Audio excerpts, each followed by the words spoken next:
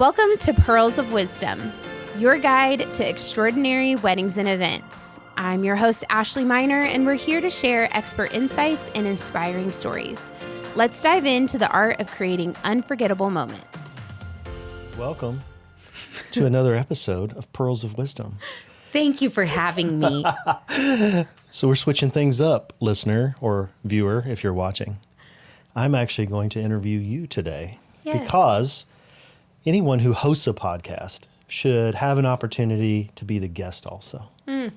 So for those who don't know me, my name is Brad, and I'm with New Eden Studios, and we produce this podcast. But this opportunity today is to ask lots of hard questions of Ashley Miner. Oh, boy. Of Delight Events. I've never been more nervous in my life because I don't know what could accidentally come out. I think that's actually the exciting part. I have a pen. I have some notes. Oh, boy. I have some specific things I want to talk about. I have glasses in case so I can actually see what I wrote. And today we're going to talk about you. So why don't you start out just like you do? Tell the story a little bit about who you are and how you became a wedding planner. Sure. Well, welcome, listeners. I'm Ashley Miner. It's funny because yesterday I was talking to someone. They were like, so how did you get started? And I was like, oh gosh, this is such a roundabout story. But, growing up, I was always the person that planned the things. I grew up with my grandparents. My parents died when I was 11. And so I moved in with my grandparents. My grandparents always were the hosts of everything. So I grew up in a house where, we would host political fundraisers at our house, and every, friend gathering of theirs was always at our house. And that was really big to them, was entertaining and hosting and hospitality. And so I learned how to properly set a table, and that you don't, have people over without a bottle of wine. And, so all of these things, that go into being a good host. I learned that all growing up, and they always let me, have my friends over. They rarely told me no. I remember being in high school and Miss America was like a big thing. And I said, I want to have my friends over, and we're going to wear our old prom dresses, and we're going to watch Miss America and have a fancy dinner. Is that okay? And they're like, yeah, sure. Great. Let's do it. And my grandpa dressed up in a tux and greeted all of my friends at the door with a, champagne glass of orange juice. And, that's just the family that I grew up in. And so I think now looking back, I was just prepared to kind of become this person who hosts parties and weddings and all of that. I went to college. I thought I wanted to work for a professional sports team or a college sports team. Shout out Taylor University. What's up? Go Trojans. I thought I wanted to go, and do community events for them. So I always knew in some way I wanted to do events. I just didn't know how or where. Went and did a graduate program, and then moved back home and started working for a large company and did events there, and then went and directed a nonprofit for 3 years, where a lot of nonprofit stuff is doing events, especially it was for a youth nonprofit, K-Life. And so I was throwing events 4, 5, 6 times a week. So always had my hands in events. When I had graduated from grad school, I was in Springfield. One of my best friends at the time, this was in 2009, so end of the recession, and she had gotten, laid off from her job at a big hotel. And she was like, you know what? There's no one here who's really doing wedding and event planning. We should totally do it. And, I was green. I was 22 years old. I was like, yeah, let's do it. Didn't know a single person in Springfield, Missouri, but I had the confidence. I thought I could do it. Got a couple clients, and then I was like, you know what? I miss being in Columbia. I'm going to move home. So that just kind of went by the wayside. But I always did my friend's wedding coordination for them. Every family member was always like, can you help me with this party? Or, whatever it was. And so I just always just did it. So fast forward from 2010 to 2019, I had been, had positions with several companies. I had joined my husband in business, and we had been entrepreneurs. And I was really like, I'm really over this entrepreneur life. I want to go work for somebody. I want to go have like a real job, a real 9 to 5. And so I interviewed for the university. They ended up telling me, you're overqualified. You can't come do events here. You're overqualified. And I was like, but I mean, like, I'll work. I'll do it. Sounds like something university would say. Yeah. I was like, but I'll do it. And they're like, no, thanks. Then what I thought was my dream job was orthopedic sales. That's what my grandfather did. My dad did. My uncles did. I thought it would be the coolest thing to be in the OR at 6:00 in the morning. And I've gone through the interview process, and they were like, you know what, we're going to wait until January for this. This was like in August. And I said, okay, fine. Because I was planning my cousin's wedding that was at the end of September. What had started with a phone call from my aunt of, hey, I have a couple of questions. What would you do? Then turned into me planning the entire thing and designing it all and styling it all. And throughout the process, my whole family was like, you should be doing this. You should be doing it. And I said, I don't know. I really want to go work for somebody. So I kept doing these interviews all along the way. But I reached out to who was at the time pretty much the only wedding planner in mid-Missouri. And I said, what if I came and worked for you? It didn't end up working out. And I was like, you know what?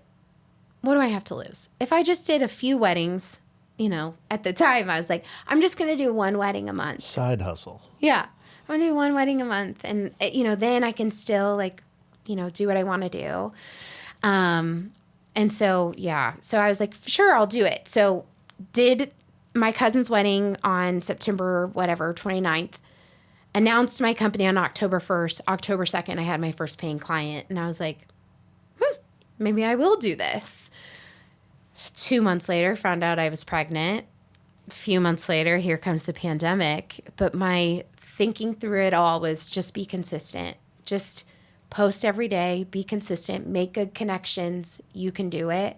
And so that first year of business, I had 8 weddings maybe, something like that. Fast forward to today where we have over 50 weddings and events in a year. We've grown a little bit over the last 5 years.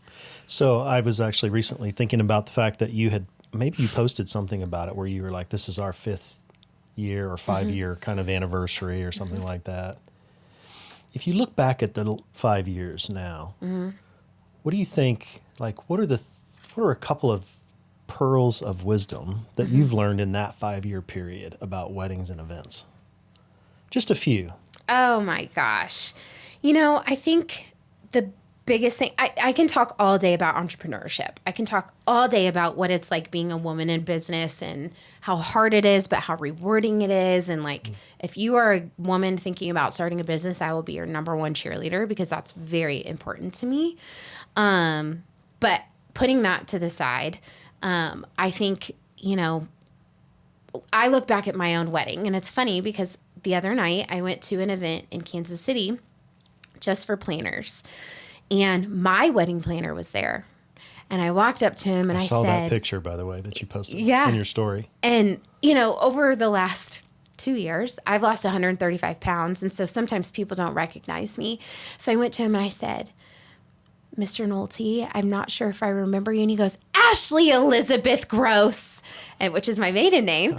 And I said, okay, good. I wasn't sure. And he was like, what in the world? And, so I think reflecting on that over the last couple of days, what he showed me that night, and I had an assistant with me, and she goes, oh my gosh, he's a steel trap. And I was like, well, you have to be.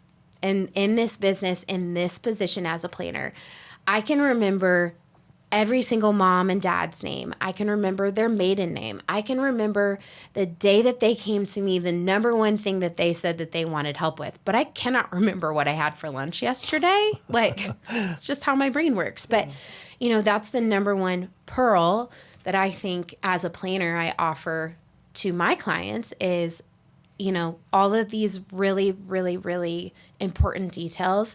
I promise you I will remember them. I have a million notes about every single client and I'll remember them, but my number one goal with our clients is I don't want you to just be my client. I want you to be my friend. I'm desperate for you to be my friend. Sometimes to my detriment, but I don't want it to feel like I'm just this figure talking head in the background. I want to be your friend. Yeah, that's so true. Even I think for a lot of wedding vendors, it is for us too. A lot of the couples that we do photo or video from become lifelong friends. Mm-hmm. And it turns into more than just yes, we wind up doing the family photos, the baby photos when their family grows or expands and mm-hmm. they tell their friends or their family or whatever. But it really becomes more of a relationship with them as individuals and they become friends. Yeah. Yeah. Some people don't want that though. Let's be fair. Yeah. And that's okay. Yep. I've had clients where it has been a little more transactional, here's our plans, carry them out. Thank you so much for your service. Cool. Like that's okay too. I know in my heart that we help them have the best day ever. Yeah. But yeah, there are some of those times for sure. That's great. I think another huge pearl of wisdom that I talk about quite often on social media and to everyone that I meet is you have to find a vendor team that you absolutely love, but that also play nicely in the sandbox together. It makes a huge difference for your wedding day or your event when your photographer, planner, florist, cake people all know each other. It's a more joyful, happy, grateful experience than that they don't, if you know that a certain photographer doesn't love working with a certain videographer, or if the venue is really hard to work with, it makes such a big difference. Collaboration over competition. Yes. We talk about it all the time, but it's so true.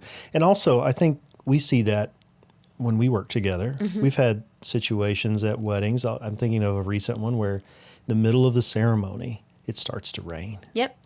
And I immediately put the camera down. We had other cameras running and other people working, but I ran to the car and grabbed umbrellas because this is an outdoor wedding. Mm-hmm. And it's like having a team that feels comfortable helping move tables if tables need to be moved or if a room flip needs to happen. Not that you have to, mm-hmm. but just that if you have time to help in some way, lend a helping hand. Mm-hmm. It's so important. It makes the day just go so much smoother for everybody. It really does. Yeah. It really does. Cool. Yeah.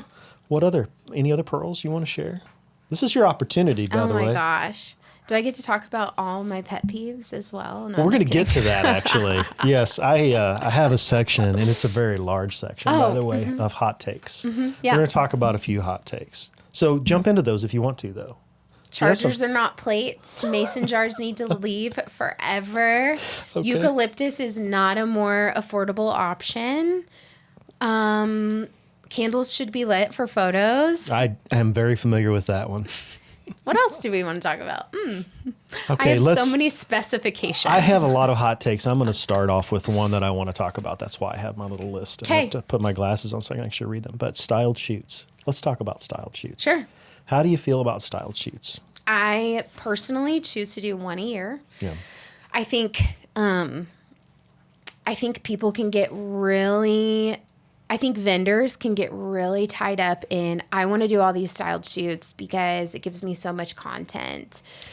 And here's one thing I'm going to say. Vendors, if you're doing a styled shoot, label your postings on social media that it's a styled shoot, because mm-hmm. I think can be deceptive mm-hmm. to potential wedding clients out there who think that their wedding is going to look like the styled shoot.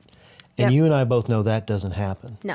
It can happen, but it doesn't usually happen. Right. And that's because weddings are live events mm-hmm. that are happening in real time. Styled shoots are unlimited amounts, sort of time mm-hmm. to prepare and pose and place and take the perfect photos and have the perfect details. For example, if this was a bouquet, the bouquet would never be right here on a table when you're eating at a table, right? Like the bouquet is going to be in the center of the table, but you don't see that in a photo. You put it there for the photo so that it looks right for the photo. Right. The other thing about styled shoots is, you're styling one table. You're not styling 20 tables because you have 200 guests, right? You're styling one table, so you're going to put $10,000 of flowers on one table. Exactly. Versus spreading out that $10,000 of flowers or whatever it is. Which could really lead into the same topic of the Pinterest wedding, so to speak, mm-hmm. is that I think some couples, families, so forth, they really get into, oh, I want my wedding to look just like this Pinterest page. And it's like, I don't think you understand what the budget it would take for that, for your entire wedding. This is one table. Right. Same thing, right? The purpose of styled shoots, there's a lot of purposes in styled shoots. Number one, it gives a client an idea, right? Here's an idea of a color combination that maybe hasn't been shown a lot over Instagram because everyone's really bought into this monochrome look right now, right?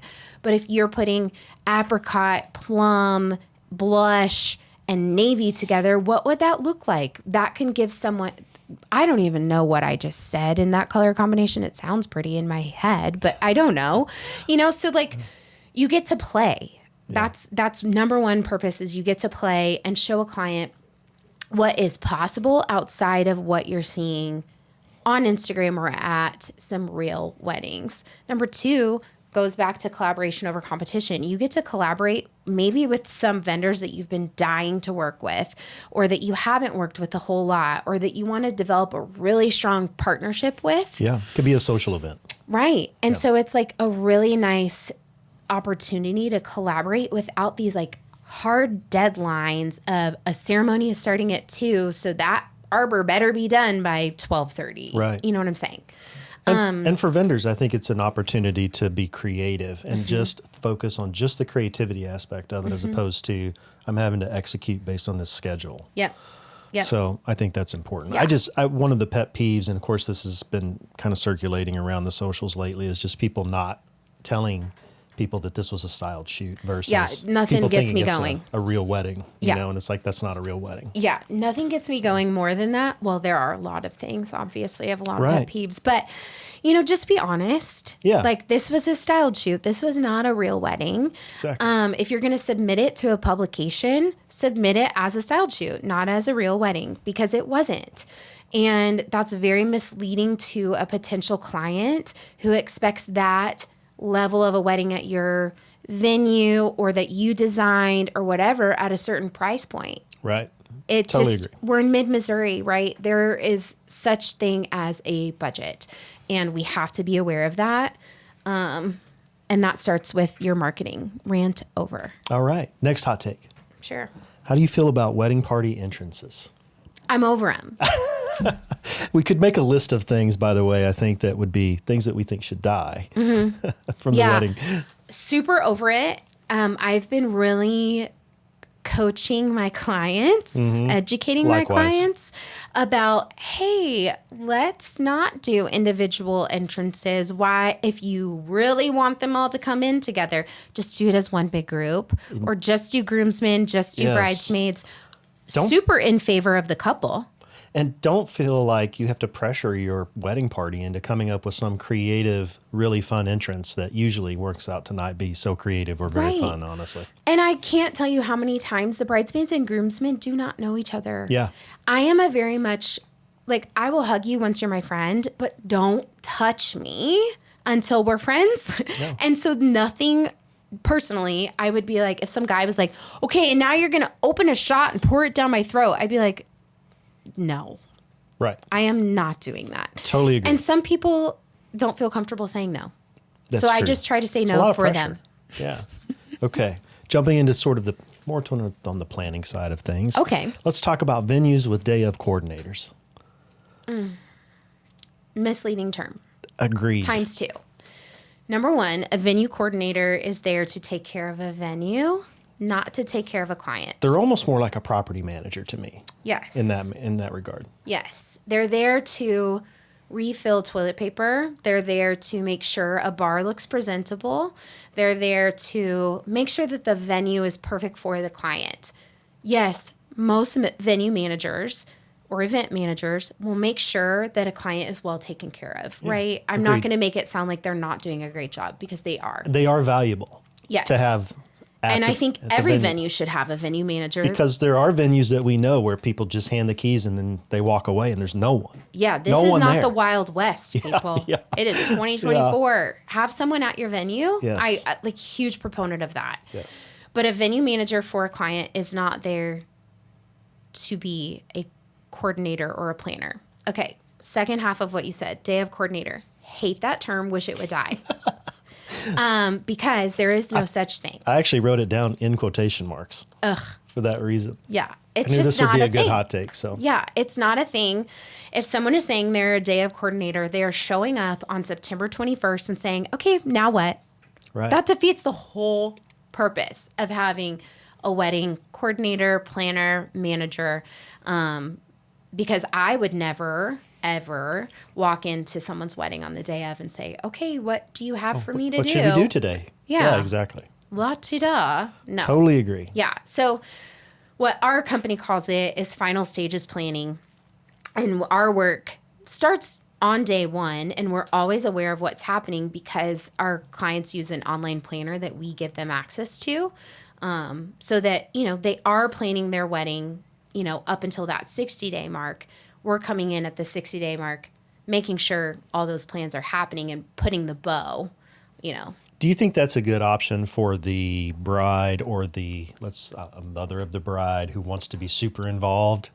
Yeah. But then needs to kind of be able to enjoy the wedding day. And I know we talk about that a lot, but I think it doesn't often get communicated well that really you owe it to your families to have someone there to help take care of these things, because otherwise it always falls back to the parents or the extended families to take care of things on wedding day. Right. And I think nightmare. Everyone's mom and aunt and grandma are always willing to do whatever it takes, right? Agreed. But that's not the point. Yeah. The point is to allow them to be a guest and feel as honored as you do. I made a post today and the first line was, your mom deserves a wedding planner. Because, I'm just a huge proponent of them coming and not working. They don't need to be working on a wedding day. They don't need to be putting centerpieces in place or making sure that the cake is actually there. And if it's not, they're running to Sam's Club and getting the cake. No, they want to be there, when you're walking down the aisle, not at Sam's Club. Yeah, totally agree. All right, moving on. We won't beat that one to death, but it's a very important one because I think it's misleading. I think couples are sometimes not always sold, but misinterpret. Sometimes they're sold this idea, but they oftentimes misinterpret that, but my venue comes with a coordinator. Well, in some venues, some venues say, and we do have coordinators. Okay, I would be interested in seeing what they provide versus what our company provides. Right. Because I would bet my house that we provide 95% more than what a venue inside coordinator would provide. Basically what we're saying is that check the details. You got to look at it really is the fine print. Ask a lot of questions. Yeah. And in all of my contracts that I sent out, I have a description of services that's bulleted. Yeah. This is everything that we do this is everything we do on the wedding day. This is exactly what you're going to get, so that they can't you can look around at other planners. That's okay. Sure. I'm very confident in the fact that we offer a whole lot. Right. Okay. We kept on it even though I said we were done with it, but I want to get that out there because it is such an important topic. It's a great hot take. Okay, moving on. Favorite exit or end of night thing that you see couples do? Huge fan of a private last dance right now. Me too. I love it. I think it's really cute. It's very difficult on my end to get all the guests out of the venue. Because you're herding people out of the venue. Drunk people. And for people who aren't familiar with that, private last dance. Clear out the venue. It's just you, your loved one, the DJ playing some music, probably your photo video team. That would be me. If they stay. And I'll not tell everyone stays. If you're having a private last dance, we will be staying. Because it is content I absolutely love and want. But I know not everybody does that because some people do based on time and all that good jazz. Yeah. Whole other conversation. Love the private last dance. I think that is extremely special. I love a traditional getaway car. Yeah. If that can happen, I think it's so cute. I'm all about the nostalgia right now. So I had a client who tied tin cans behind their car, and we just had that at the last wedding. Yeah. Someone tied It's Sprite just so cans, cute. I think it was, behind the car. I had not seen that in years. It was cool, though. I love it. I think that's really fun. I love fireworks. So I love when fireworks happen. Sparklers are a no for me. If you haven't listened to the last podcast that was just recorded, there was a whole sparkler conversation. So not a fan either. No, don't love it. I actually really am in favor of more of a ceremony exit than an end of night exit I agree. for several reasons. Number one, your photo and video team are guaranteed to be there. And I think it's fun. Number two, I like an exit during the day. Again, it kind of brings that nostalgic feeling. I remember being outside my aunt's wedding at First United Methodist downtown and throwing bird seed. And, you know, I think that's a really fun little throwback moment. I even don't mind those daytime exits with bubbles. I'm okay with that. But hot tip is get one of the bubble gun machines. Don't just rely on your guests with the little bitty teeny bottles to be able to blow enough bubbles that really make it look good. But put the bubble machines at the end of the aisle. Yep. Bubble machines, all that kind of stuff. Okay. Confetti cannons. Next hot take. What's your take on kids at weddings? You know, I think it's really dependent on the couple. I'm okay with it. Totally agree. Would I go to a wedding with my kid? 9 out of 10 times, no. And I love my kid, and he's very well behaved. Yeah. And I take him most places with me. But I want a date night with my husband where we can dance and let loose, and I'm not wondering if August Minor is in the lake at Cooper's Ridge.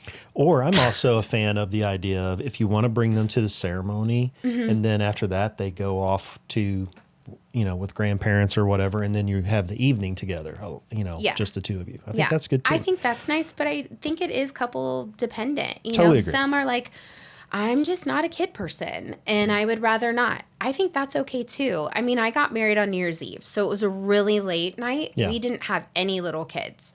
Well, Brett, and then maybe a couple of my cousins had their kids there. But again, just for the ceremony, and then they left. But yeah, so, you know, but then they left. I also think it's really nice. Like we did a wedding. You guys were there. Which No, you one? weren't. No, you weren't. You were not there. I'm like, I'm getting everything mixed up. It was back in June, and the couple had a little girl, and his sister had just had a baby, and, you know, there were a lot of babies. And so they had babysitters ready upstairs. And so all the kids just went up to the bridal suite. They had their pack and plays. They had some toys. They had movies and iPads. And there were like 3 babysitters up there. So if your kid just wanted to get out of that reception, or That's a cool idea. they just can go. Yeah, love it. Yeah. First looks versus waiting to walk down the aisle. Love them. You love a first look? I love a first look. I do too. I don't love 45 first looks. Bingo. I love a first look between a dad and daughter because that is like very special to me. Yep. And then I love a first look just between the couple. Yeah. But we're getting a little out of hand with the first looks, right? Like we're doing like first look with mom, first look with sister, first look with bridesmaids. Now we're going to do the groomsmen. Then we're going to do the groom's parents. Then we're doing the groom. And it's like, oh my gosh, we're doing 2 first looks here. I'm a fan of first looks for multiple reasons. I think it's good content for video. So when Liam's creating a video, having a first look is another nice moment where it's just the two of them. It's private. They can just kind of have that authentic reaction, which I think is what most brides really want. They want him to react when they see her for the first time in her dress. There's a lot of pressure standing in front of 200 people at a wedding ceremony to have this reaction that you're so nervous and keyed up that when she's walking down the aisle, yes, it's a moment, but I don't think it's the same kind of moment necessarily. Can be, but it's not always. And I think a misconception is he's not going to have that reaction if he sees me before. 9 out of 10 times, he still has the reaction. It totally happens, yeah. It's like, oh boy, this is really happening. She's walking down an aisle to me, and we are about to freaking say I do. Yeah, and there's something emotionally symbolic about a father giving away the bride, kind of a mentality a little bit too, I think. Yeah. Okay. Yeah, in that traditional sense. But I love it too because it just makes the day flow so much better. Yes. A lot of clients don't necessarily understand that if you don't do a first look, you're not having cocktail hour, you're having cocktail hours. because we have to do couples portraits, family portrait, full wedding party, all bridal party. Yep. And you don't want to rush through those things. Yes. And so we're building at least an hour and a half of cocktail hour, if not 2 hours, to make that happen. And so, it's just like, so true. Just do it. Yeah. And I think that also when you start thinking about time of year, fall weddings, when the days are short, sunset happens really early, you're really cramming in a lot of things to try to get done if you don't do a first look. It's really hard on your team. Yeah. Okay. Oh no, the smirk's coming. So This I know falls this is gonna be a good into one. this falls into the trend of dying things that are happening that are dying in activities. Garter toss and bouquet tosses. Don't do it. It's out. Like we've seen virtually none this year, honestly. I mean, I think a bouquet toss, like, sure, you can do that if you want. But again, what I say to our clients is you have to think about your guests. Are there a lot of young single females who want to go catch that? So that's usually my clients who are right out of college. Sure, let's do it. Fun, cute, great.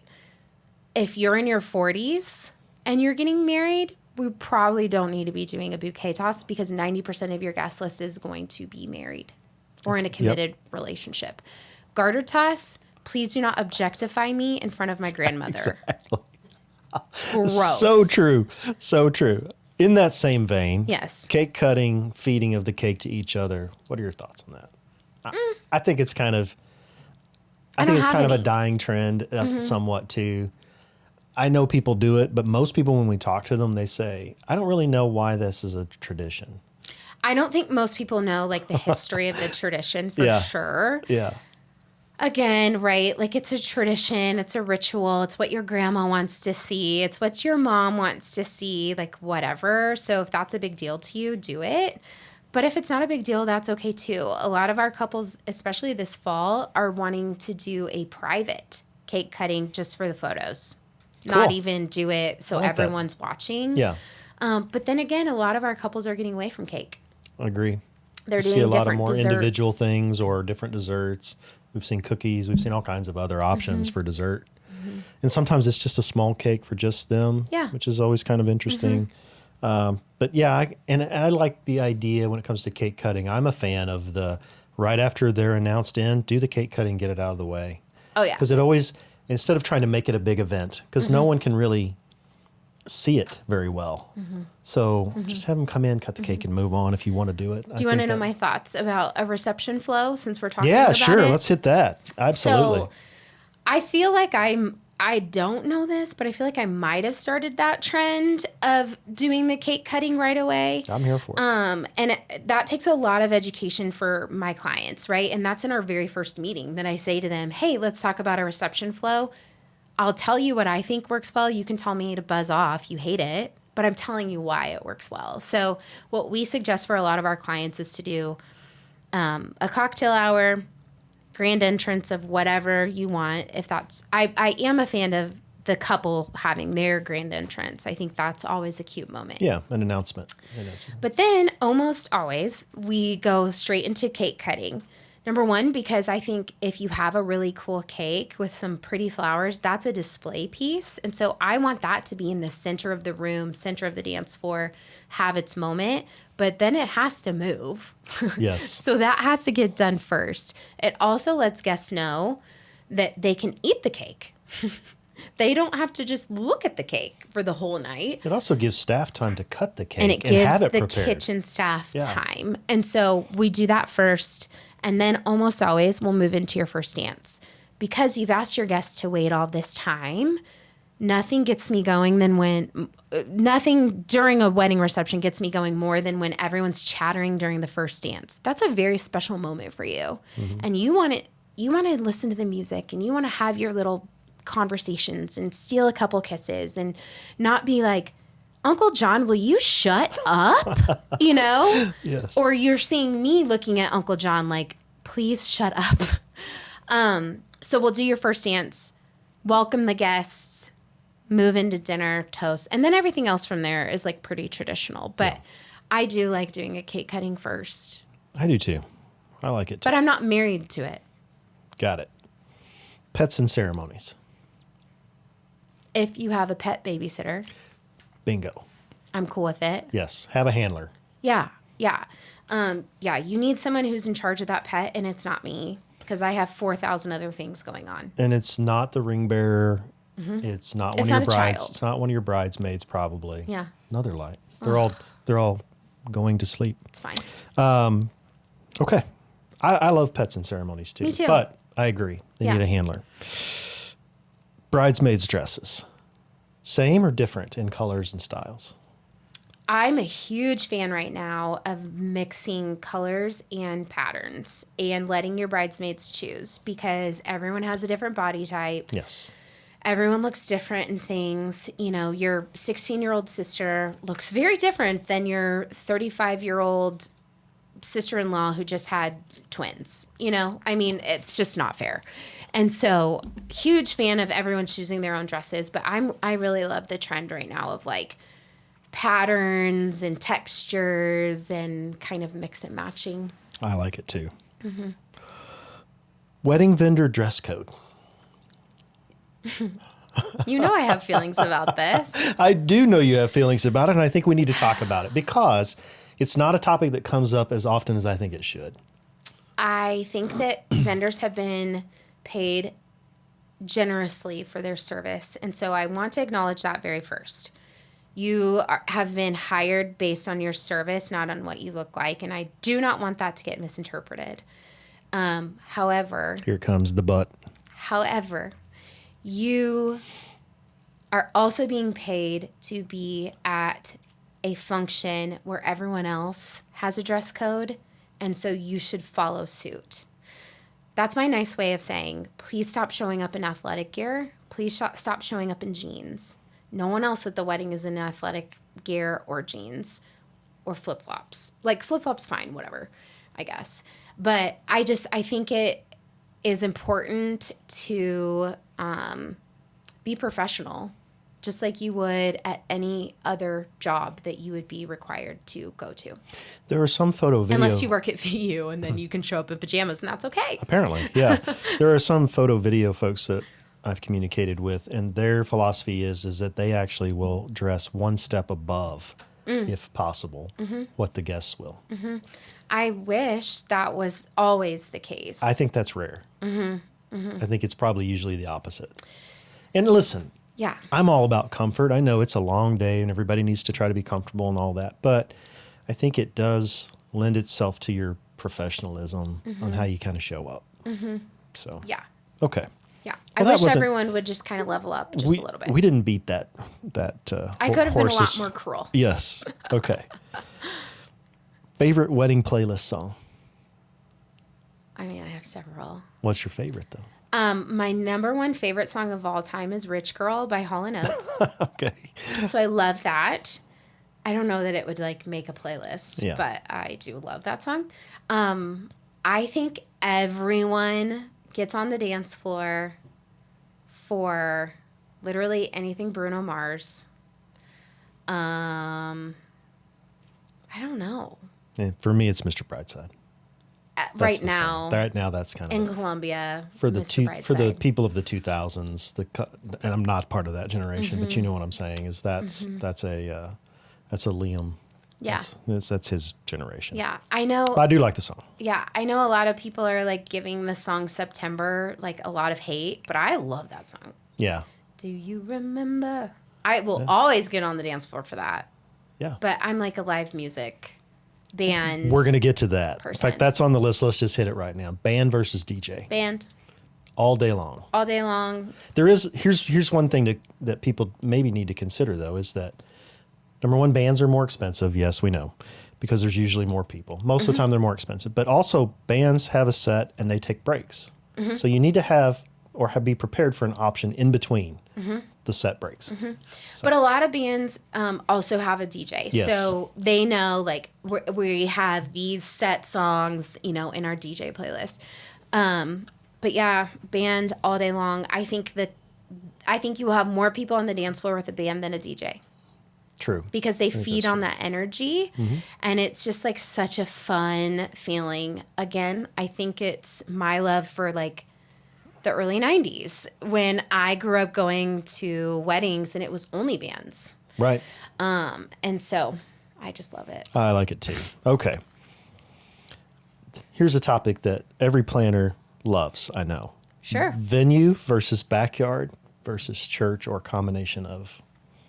What are the things people need to think about with those? The common misconception is if I get married in my backyard, it's going to be cheaper. If I get married on my family's land, it's going to be cheaper. Yes. Spoiler alert, it's not. It is often very much flip-flopped. A venue, you can control the costs a lot more than a backyard wedding or a farm wedding where you have to bring in the toilets. You have to bring in a tent. You have to think about the weather. You have to bring in the power. You have to bring in the water, the ice, the bar. Here's one of the most popular things that no one thinks about is parking. Here's the other one, trash cans. Trash cans. A total another one, yes. Right. Like, you just don't think about these things. Yes, it's so true. And it's not a cheaper option. But I'll do either one all day long. You know, it's just, we're actually getting ready to kind of make a little bit of a switch in our pricing to reflect that, because a farm wedding is a whole lot more work for my team than walking into Cooper's Ridge or the Atrium or even the Mill Bottom where they just hand you the keys, right? Yes. So that being said, you know, we have to come more prepared, not only physically. I was going to say, do you think it takes more staff? Yes. Yes, I would think so for the backyard. But also it's a whole lot more of our time because we're babysitting the weather every single day that week. We are making so many more contingency plans. Yes. Our timeline planning takes a whole lot longer. So. And even if you're thinking about that weather plan and you think, oh, we're going to rent a tent though so that it's covered. But what you don't think about is all the mud and the tracking and how it's going to tear everything up and how you're going to get people to and from the tent. Yeah, it's a whole thing. Or if it storms the night before for only 1 hour and it creates a lake right in front of your tent, how are people getting in the tent? Yes. That actually did happen. Yes. In May. And so, yeah, like I've actually quantified how much more money it costs my team to do, you know, a tented wedding versus a venue wedding, how much more time it takes us. And it's like, it's significant. A difference of over $1,000. Yeah. And so, you know, we have to charge appropriately for those things. Perfect. Yeah. RSVPs. The good, the bad, the ugly of RSVPs and how they're managed. How do you do you mean like mail in versus online? Yes, mail in versus online versus who. So here's the reason I bring this up, because I know of brides who have said, well, I know Uncle Jack is coming, so I'm going to go ahead and mark him as RSVP'd. But then they actually don't wind up coming. They never really did talk to Uncle Jack to see if he was actually coming. Yeah, that's tough. You know, I think our mail system right now is wackadoodle dandy. It's broken. Oh my gosh. I just heard of someone who got a wedding invitation 9 months after the wedding. Yes. You know, and so, like tradition says you send your wedding invitations 8 weeks before. No, I'm urging our clients 10 to 12 weeks, which even a year ago I was saying 8 to 10 weeks, you know, so I've like pushed that out a little bit. What do you think about the online RSVPs? I'm okay with it, but I think you also have to give a mail-in option because, you know, Aunt Melinda doesn't have a computer, so she has to go to the library and do it, or she's going to have her caretaker do it, you know, whatever it is. So I think you have to give both options. But RSVPs in general, you have to get actual RSVPs. You cannot just say, oh, I know Uncle Jack's coming. That does not exist in my world. Yes. Because you have to give an accurate count for catering. That's a lot of money that you're spending on food. And you want to make sure that all 50 guests are showing up and it's not just 10, right? Like, I would be very upset if I had all that food and I couldn't take it home because, oh, this is another hot take. You should not be taking home leftovers from your catered meal. That is not sanitary. That is not okay.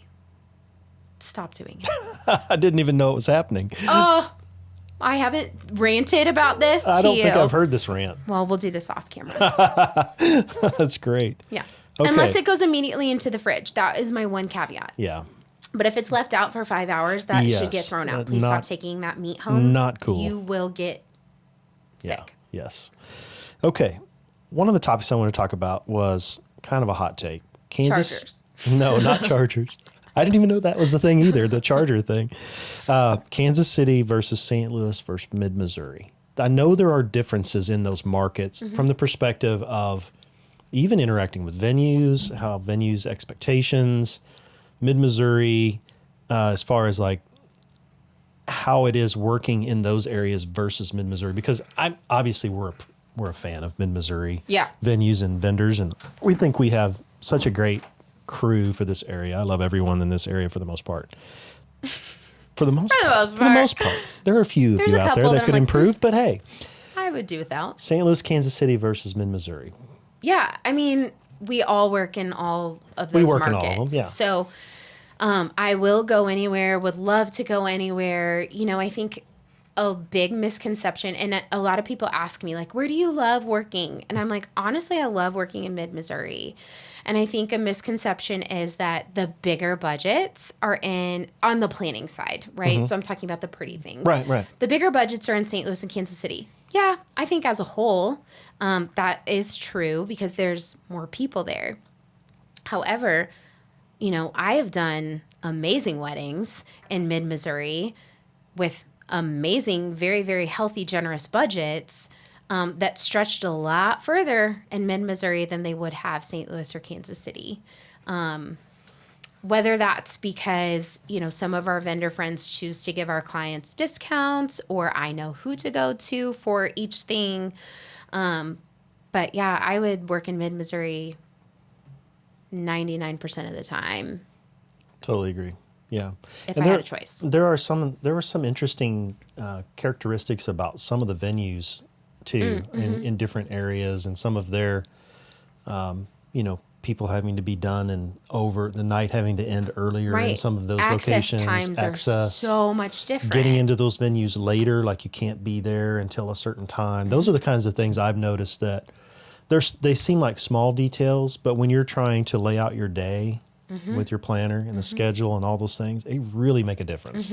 Yep. There's a venue that comes to mind in St. Louis where you get access at 4:00 and your reception is starting at 6. Right. And you're like, holy moly, we're having 250 people here in 2 hours. We better get busy. Right. And it's stressful. That's very stressful. And you have to think about that, I think. For sure. Okay, we talked about some of these. Okay. But what are trends you're happy to see die? Pompous, goodbye. Pompous. That's like colored, whatever. I know. It's kind of fancy pompous. Pompous, I'm over. Boho, I'm pretty much over. Kind of over black and white, which I never thought I would say. Interesting. A little bit over it. Very over baby's breath. And that's a big trend lately. Yeah, I've done it for the last 2 years. So I'm just like, okay, let's graduate. Gosh, what else am I ready to see go away? I think baby's breath was a trend because it was an affordable way to kind of That's a decorate misconception. something. That's the way it's interpreted, though, right? That's what people think is I'll do baby's breath because it's affordable. But it's not. What they're thinking is, oh, I go to the grocery store and baby's breath is $4. Think about what that $4 is, right? That's this big of a bunch. What you're seeing on Pinterest, what you're seeing on TikTok, what you're seeing on Instagram are 40 bunches of baby's breath, which is actually $1,000. Right. You know, and so people are like, oh, I love it because it's so many flowers. No, it's really not. Right. And to get it to look full, you have to use a lot. Yeah. But that's a story for a florist, not for me. True. We'll do that with Kaylee. Yeah. What else? What else do you happen to see die? We talked a little bit about some of these, like, the garter toss, the things like that. Those are all. Yeah. Anything else? I think this like marriage to a tradition because your mom said you had to do it. I just think that I'm ready for that. I tell everybody we talk to, throw them all out the window. Traditions are out the window. There's now. no such thing. There's no such thing as you have to do it this way. You don't have to do it anyway anymore. Yep. And I love that. Yep. I'm here for it. Yeah. I think you get to do what you want to do because it's your big day. Yes, you do have to be very cognizant and aware that if your parents are paying for your wedding, yeah, there is going to be a little bit of people pleasing in there, and you don't get to just be like, well, it's my big day. No, your mom's going to have a little bit of a say in it. Hey, and shout out, that's another reason to hire a planner, honestly. It's because the planner can be the mediator. You talked about I'm a relationship therapist on Thursdays. On Thursdays, pop out the portable couch is what I used to always joke about, and let's have a conversation. But you're like the mediator, oftentimes between family members and bride and all of that. Yeah. I mean, literally this last week, I had to kind of play the UN for a bride who did not love this photographer that her mom had just hired. And she was like, didn't sign off on that, And so it was like, okay, here's how I would approach it with your mom. And it went over totally smoothly. But sometimes you just need that sounding board that's not your fiance to say, am I sounding crazy? Or like, what would you say? Or what would you do? Or, whatever. And it also helps, I think, to be able to say to mom, if you're a bride, I was talking to the wedding professional planner, Ashley, and she mentioned that this might be something we need to think about. I can't tell you how many times we're in a meeting and they're like, well, what do you think, Ashley? Right, and I'm like, exactly. Because people can then lean on you as a pro to be able to say, this is what I've seen works best in X, Y, and Z. Hundreds of weddings at this point. Yeah. And here's what majority do. Right. I think that brings a lot of value because then you're not fighting and arguing and bickering and having a lot of family drama. You can let Ashley be in charge of the family drama. That's right. Okay. That's right. Trends you see coming. 2024 and beyond, because we're halfway through the year. This is almost August of 24. Yeah. I think a huge trend and what I'm totally here for, and this started back in 2020 because it had to, because of COVID. Then it fizzled out because everyone was like, we want everyone we know to come to our wedding. And now they're like, oh, wait, $50,000 goes a lot further for my 50 people versus my 250 people. Yes. I want that. So I'm all about the micro, small guest count. Micro is like 10 people. Yeah. So whatever the step up from that is. I think it's 25 to 40. Yeah. Somewhere in there. All about guest list under 100. Love it, love it, love it. I think we can do a whole lot of cool stuff with smaller guest counts, and you can have a really amazing, beautiful day. So I'm all for that. Also, all for not having sit-down dinners. I think a cocktail reception is going to come back with more of a emphasis on, hey, let's party and have a good time, and let's have food stations. Again, you can have an elevated food experience much easier than with like hors d'oeuvres and food stations than you can a sit-down plated dinner. So I'm all in favor of like a cocktail style reception. That's actually what I did at my wedding and what I push everyone to do. But I've only had a couple do it. Also really, and what I really want to do is have more of like a hotel lobby restaurant experience. Again, this kind of goes more for like that micro feel. But like some soft seating at a table for 5 people versus rounds of 10 with chargers and I want it to feel more experiential. Yeah. So that's like a personal goal of mine to do that in the next year. I totally agree. I think that for brides and grooms that are looking forward from here, smaller, more intimate, some of our and we've talked about this, our favorite wedding ever was a 50-person at Sorensen Estates. Happened in the backyard, very small, very intimate. But that group of people came together, and they were there till the end. And it was more casual. It was more experiential in some ways. It was more just about the friendships, the really close, tight-knit people. It wasn't that, oh, I need my cousin from Indiana. Not that your cousin can't be intimate and close, but Right.